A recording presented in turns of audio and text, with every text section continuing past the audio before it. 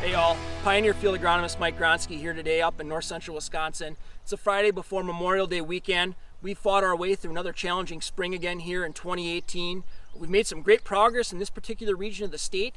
As we stand today, we're right around 90% planted on corn here in north central Wisconsin and probably 60 to 70% planted on soybeans. So with that being said, now we've hit that ever crucial decision for us growers that have alfalfa to harvest. Do we have to park our corn planters and make hay, or can we continue to roll on with the planters before we hop into first cutting alfalfa? So the goal of our video here today is just walk you through some steps that you can use on your operation to help you make that ever critical decision to ensure you put up quality forage for the cows on the farm. What we're using here in hand is just a standard peak stick. This has been used in the industry for several years to determine forage quality. There's 3 different readings as we look at the sides of the stick.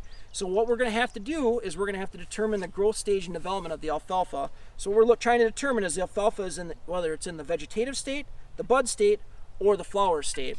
So from there, we're just going to kneel down and take a look at some of these plants themselves and make a determination where we're at. So as we look across the field here, we haven't found a flower in our entire walk into this field, so it's safe to say we can cross that option off.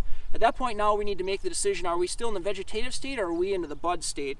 So you're going to want to start on the top of the plant looking for buds, and then if you feel a bud, then work your way down to see if you find more on the stem. As I feel right here, we've got a bud right on the top of this stem, but I'm only finding basically 1 on each one. If you've got 1 to 2 buds, that means you're in the early bud stage. Greater than 3, that means you're in the later bud stage, to give you a little bit better feeling for where you're at. Now that we've determined what stage we're at, we can go ahead and find out what kind of RFV this alfalfa is at this current date. So as I start looking at the peak stick itself on the bud stage side, we're seeing a lot of this hay coming back anywhere from 200 to 190. So we've still got some pretty good quality forage that potentially can get put up here. In terms of making that ever crucial decision of when you need to make that cutting, I'd always say is know what type of RFV value you're looking to see on your operation.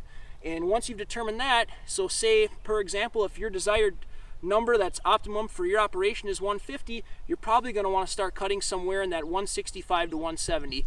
The other thing you're also going to want to put into consideration is also the number of days it's going to take you to put up all of your alfalfa acres. So for more information on making good, timely decisions on your alfalfa harvest, go ahead and reach out to your local Pioneer sales representative. That concludes this Pioneer Growing Point Agronomy video podcast. Visit our page on pioneer.com and follow us on Twitter and Facebook for more agronomy insights.